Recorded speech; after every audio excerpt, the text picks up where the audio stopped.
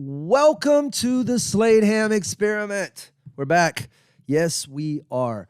There's so much to get into this week, and I'm going to cough, and it's inevitable that I am going to cough. It's not COVID. It's just a cough. I don't know where it came from. I've been sneezing. I'm allergic. It's Texas, so I'm allergic to everything. But it's not COVID. I tested. I was with Andy Huggins to shoot his comedy special this weekend. So I had to test. He's a septuagenarian. We shot his special. We're going to talk about that this episode for sure. There's a news story I want to get to that I just glanced at about a bunch of dead cows. Exciting stuff. Before we get there, a couple of dates. We just added a show in Patuxent River, Maryland, August 18th. I'm going to be out there at NAS Pax River. So any of my friends up there in the Maryland Navy, U.S. Navy station in Maryland. What if Maryland had a Navy?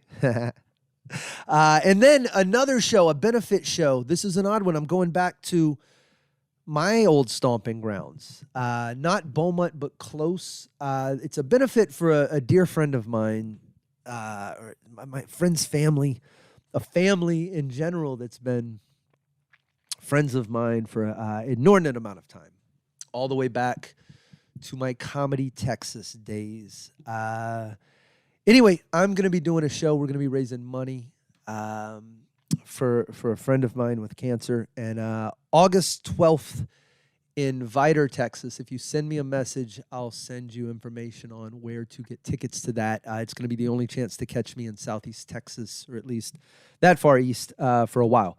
Louisville, the weekend of the 25th and 26th. I never write this down. And Fort Worth, September 16th and 17th. Hang on. We're adding some dates here in a bit in Ottawa, Toronto, possibly Calgary, Colorado Springs. I got a bunch of stuff coming up. I'm apprehensive about Canada. I hadn't been out there since before the pandemic, and I have a tendency to fall in love in Canada. This country breaks my heart. So I haven't been for good reason, but we'll see. If I go back to Ontario, it'll be fun. I got a good squad out there in Ottawa. In Toronto, you guys at the Absolute Clubs are fantastic. You know, somebody says, yeah, it was an influencer in Toronto, and for the record, if you're of the ilk that dating an influencer could possibly be a good thing, because they look hot. I got to give it to you. You're scrolling through Instagram, looks like a dream dating one of these girls. They're smoking hot every day's at a beach or another fancy hotel. And it looks like life like that would be incredible, doesn't it? Until you do it. Because the problem with influencers don't have jobs. I know this is touchy, and I'm probably going to rub somebody the wrong way, because it's hard to say that when you're cashing bigger checks than I make. It's hard to say you don't have a job. You do have income. I guess you technically have a job. I don't know if this is a career. I don't know if having tattoos is something you can do for a living. I don't know. But I know that whatever they do, it gets them the ability to travel. And it's cool, you'd think, to be the one that travels along with them, but they have to always be doing something for the gram, for the Instagram. They just can't be. The phone is like, it hovers like a satellite in front of their face, like the little thing on Destiny, the little cursor over your shoulder. It's like that. It's just always there. They can't, these miserable women. Take a sip of my coffee and breathe.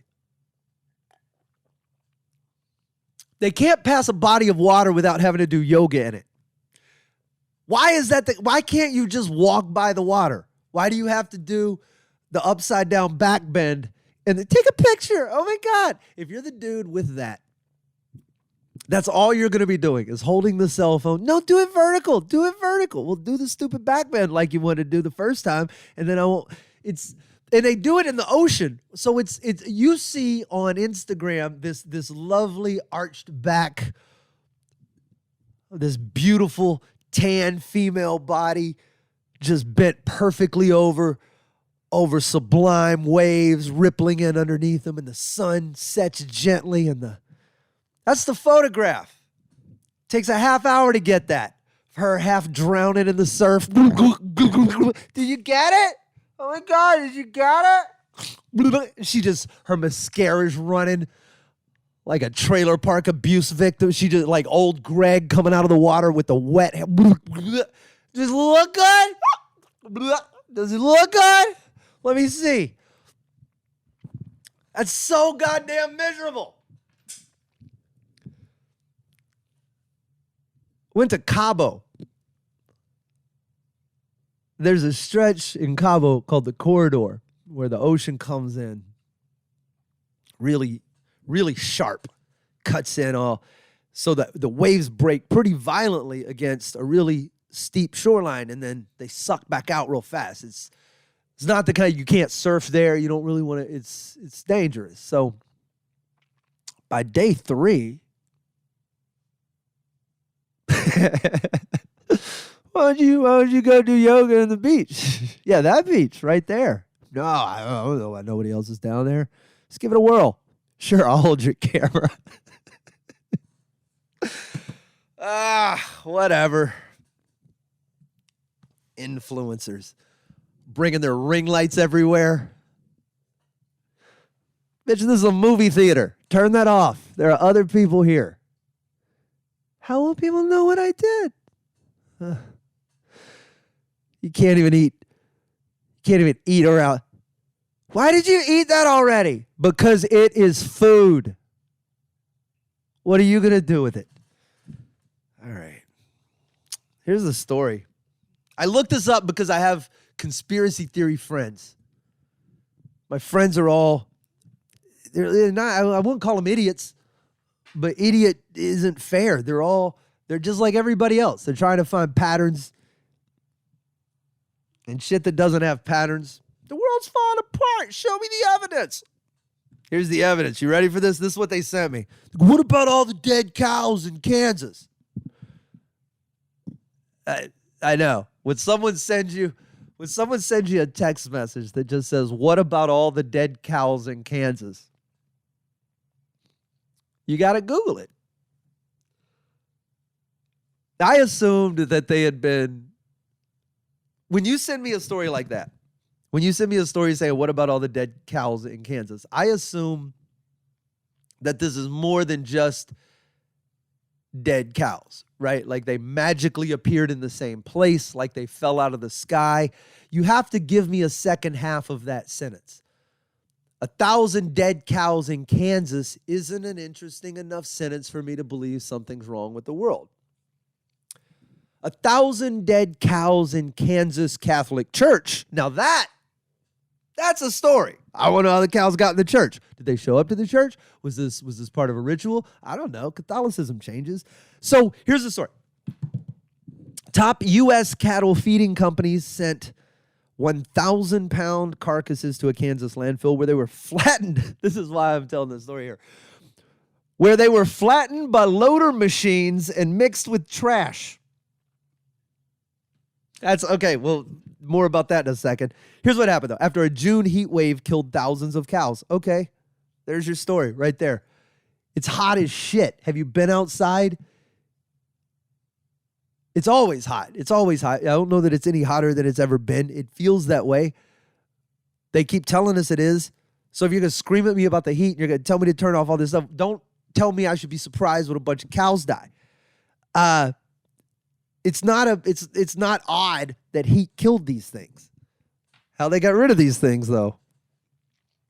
Let's continue. Neither is a typical method for disposing of bodies. Neither mixing them with trash or flattening them by loader machines. Why is that sentence so funny? So many cows died in the unusual heat and humidity that facilities that normally convert carcasses into pet food and fertilizer products were overwhelmed. I didn't know that's where pet food and fertilizer product came from. I didn't know. From dead heat cattle. At least 2,117 cattle died after humidity levels spiked. Winds disappeared.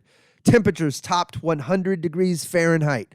It's 38 degrees Celsius for my Canadian friends that I'll see soon. This was during June. It was early in the year for that much heat, they say, and before some cattle had fully shed their winter coats. I didn't know they had winter coats.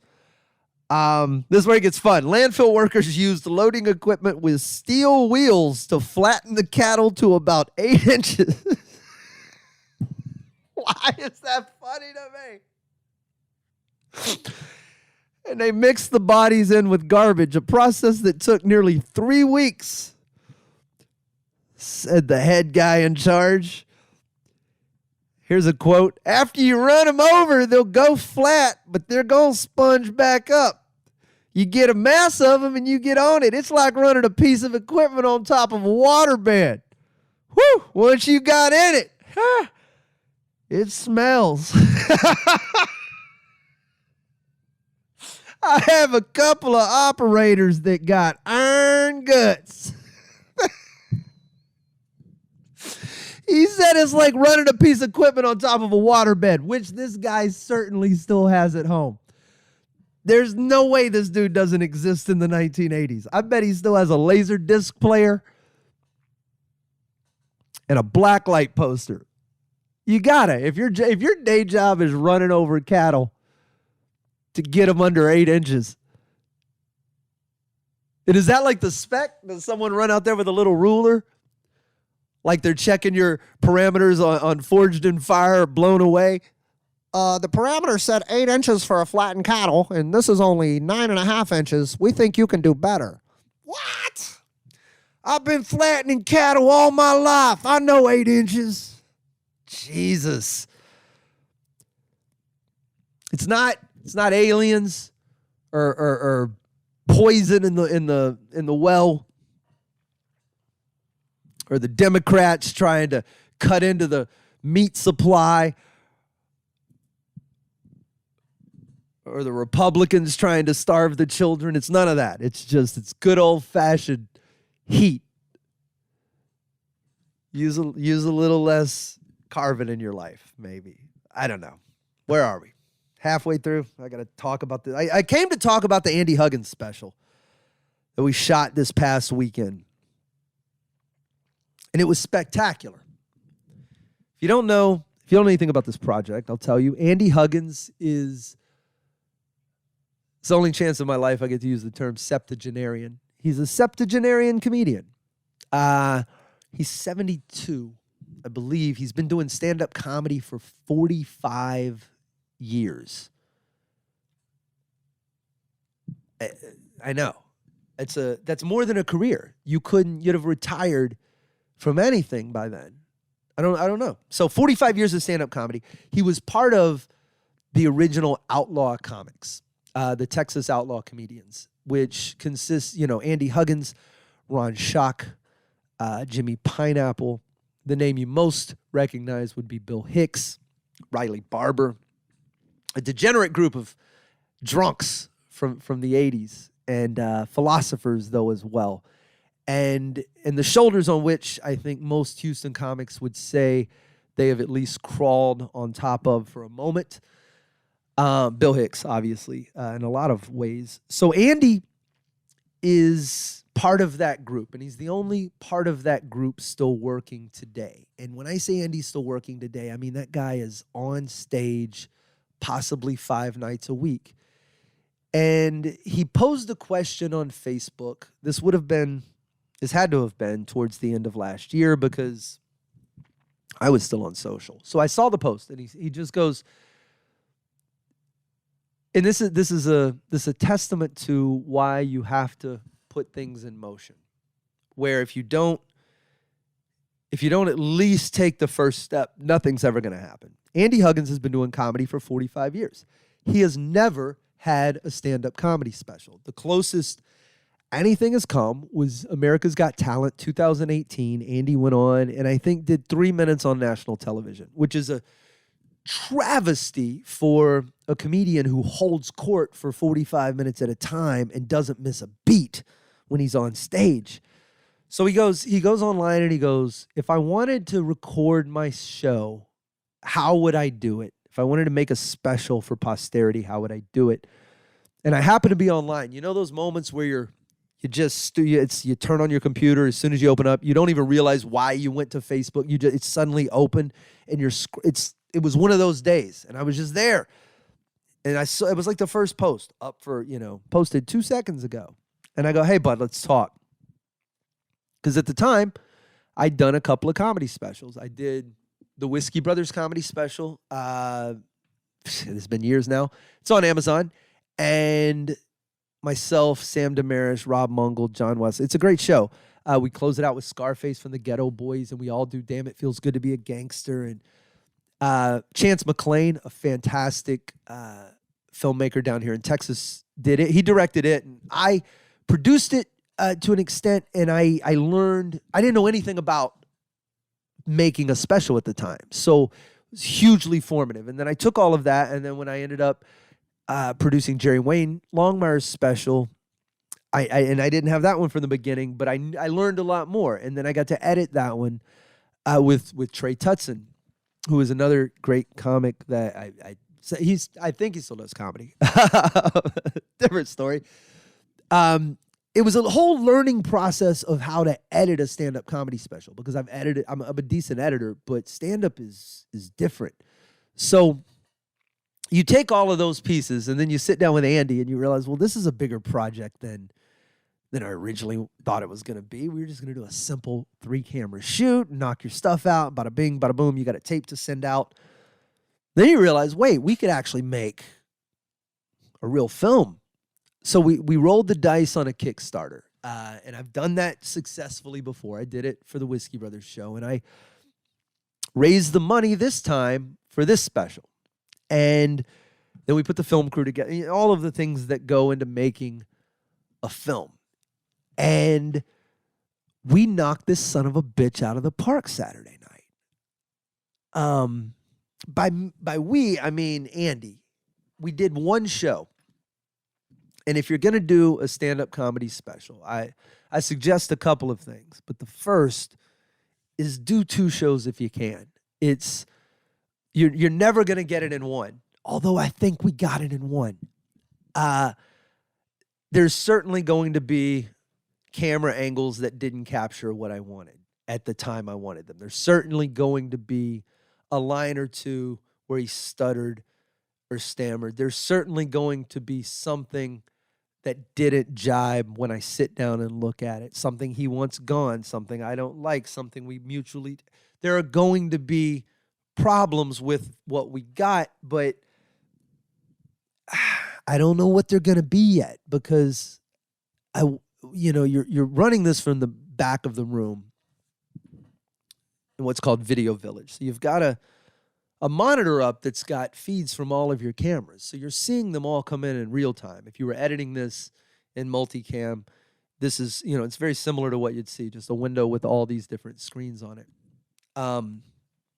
So you're seeing the shots, and you're listening to the show while it's happening, and it just standing ovation, encore, second standing ovation. Like, these are the things, if you sat down and you were like, if I could program the perfect stand-up comedy show, what would I do? The venue would be important. We did this at Heights Theater in Houston. Just a gorgeously refurbished old theater that their staff overwhelmed me. If any of you guys are listening, Doof, Adrian, Steve, just spectacular across the board. But the other parts matter too, right? The support. T-Shawn Shannon opened the show of Saturday Night Live writing fame. The Shannon brothers, old Houston blood as well, an old workshop comic. He came out and he went long for the opening slot, but I think it was the right thing to do. It's when you go, I went up and hosted this show. I did a very brief, an introductory piece to tell these folks what to expect as an audience, that this was a TV taping, and here's what we'd done, and here were the producers and the things to know about, and watch your head, and here's the exits, yada, yada, yada. Some warm-up laughs, some yells, some cheers.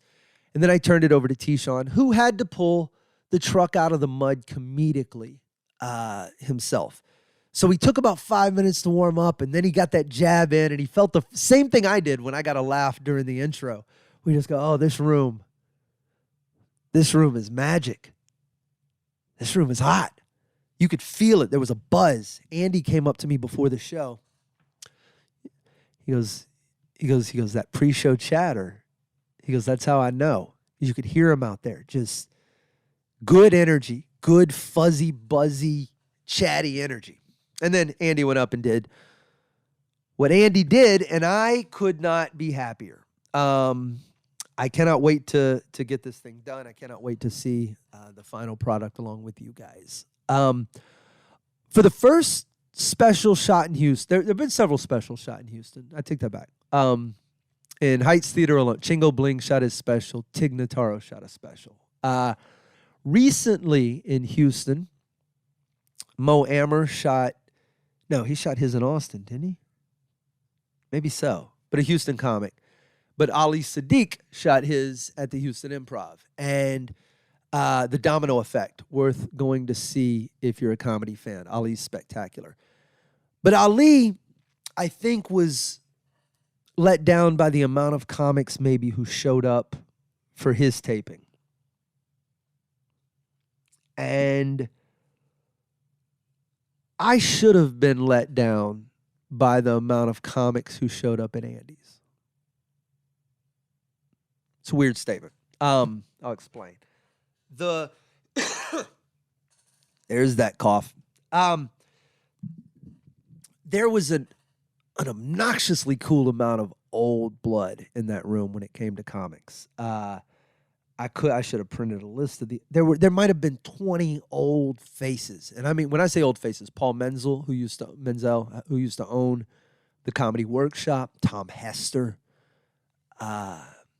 Chuck Savage, who is, if you listen to the Whiskey Brothers, he's been on many times. He's an incredible musician, but also in comedy, he's best known as being the guy who played bass for Mitch Hedberg on that album. If this joke sucks, Chuck wrote it. Chuck was invaluable out there. Juan Villarreal came out. Sam Damaris, old school folks like Diane Cups and Danny Rios, and I won't even come close to naming all the old names who came out.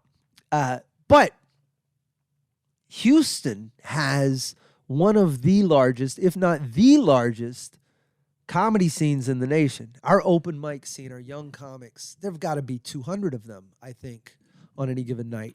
Not on any given night, all the given nights, all together. There's probably 200 open micers out here. And I don't understand why you wouldn't come to something like this. I saw a few. Drew Hallway, good kid, very funny kid. He's out there with Jesse James. I saw Greg Haney. That was impressive to me because there's so much to learn. If you're a stand-up comic and there's a stand-up comedy special happening in your town, find a way to get there. It's not like I was shooting down emails of kids going, hey, how can I get in? What can I do? It wasn't the case. The three comics who came that I saw, there might have been more. The three young comics who came bought tickets. They didn't even ask me for tickets. They said they're coming. They came. They sat in the top. They took it all in. They looked. I mean, if your goal is to do this for a living, like for a career, why would that not be something? Why would you not want to know what goes into a comedy special? Why would you not be in the room to watch Ali Sadiq cut his special, or Andy Huggins cut his special, or fuck me directing it? Who cares about even that? You don't have to be interested in the film side, but you would think that you would want to see what it's like to film a special so that when you get ready to film your special, you're not going in blind. So a lot of people ask me if I was bugged by that. Bug you that they didn't come out, that none of these guys supported, that whatever? And I said, no. Certainly, I don't know. It may not have bothered Ali either. Somebody told me it did. I don't care. My expectations are this low. I think that's the secret to happiness. I didn't expect a single comic to show up. Not one. Not a single comic. I knew Tom Hester was coming. That was it, because he texted me. So this was a pleasant surprise. Seeing it was instant. You're like, here's who gives a shit. And then Hilla Felice came out to PA. So we had 4 modern young comics from Houston. I'm probably forgetting somebody who came out to help out. Maybe I don't know. That's insane. If you want to do something, you should go do it. I'm gonna celebrate the fact that we pulled it off. I'm excited about the edit. My good friend Outlaw Dave showed up. He brought me a celebratory pack of peanut M&Ms to feed my inner fat kid. Yeah, man, I heard your podcast. He pulls out melty pocket David M&Ms. That's what I call them. It's like Texas. They've been in his pocket for a minute, and then anyway, it was my little celebration. I found them in my pocket, so they were like double melty, and I ate the shit out of them. And it was celebratory eating and not shame eating too, which is different. Pop them in my mouth. Not like I did. I shame ate that 2-pound bag. This bag was celebratory. I wonder what people did. How did you shame eat in famine times? What did you do? What did you do during the Irish famine? If you did something stupid, you felt bad about it, and you just didn't have all this food to go home and shame eat. Was there like a community potato that you could lick if you I slept with me ex, bring me the shame potato. You just licked it all night till you felt better about yourself. The shame potato. Thank you for the M&Ms, Dave. Thank you, Andy Huggins, for nailing it, buddy. 200 jokes go into a 45-minute set if you work in the style that Andy does. If you're a setup punch comic, he memorized 200 jokes, and I don't think he flubbed one.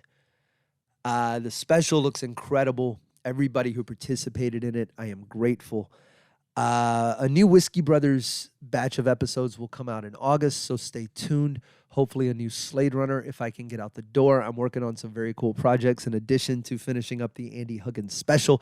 Dates are at sladeham.com. They are also on the screen right now. That means you can come see me at any of these places, especially if you're in Southeast Texas or near my hometown of Beaumont. Please come see me August 12th. It is a special benefit show for a cause that means something deeply to me. Family member of some friends with cancer, or a friend and family. They're close to me. Anyway, come see me soon. The Whiskey Brothers podcast drops twice in August. More of this every single week. Details, everything else at sladeham.com. And you can leave a comment here if you'd like to, or as much as I avoid social media, if you Instagram me, I'm likely to get the message. I'm on everything at Slade Ham.